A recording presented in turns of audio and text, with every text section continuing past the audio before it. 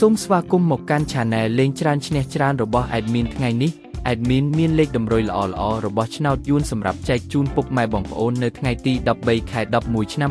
2025 នេះ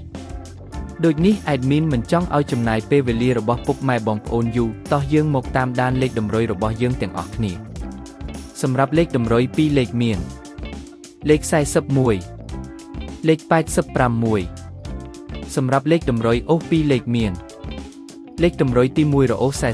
40និងលេខតម្រុយចុងក្រោយអូស80សម្រាប់លេខតម្រុយ3លេខមាន215គុណនិង5285គុណសម្រាប់លេខតម្រុយថ្ងៃនេះ Admin សូមជូនពរឲ្យពុកម៉ែបងប្អូនជួបតែសំណាងល្អទាំងអស់គ្នាហេងមានលាភមានជ័យជាចុងក្រោយសូមកុំភ្លេចជួយចុច Subscribe និង Comment ហើយដាក់សញ្ញារូបកណ្ដឹងដើម្បីជួយផ្ដល់កម្លាំងចិត្តមកកាន់ Admin ជាពិសេសងាយស្រួលតាមដានវីដេអូថ្មីនិងលេខតម្រុយល្អៗជាប្រចាំថ្ងៃជាមួយ Admin សូមគោរពលាពុកម៉ែបងប្អូនពីខ្ញុំបាទលេងច្រើនឈ្នះច្រើនសំណាងល្អទាំងអស់គ្នាសូមអរគុណ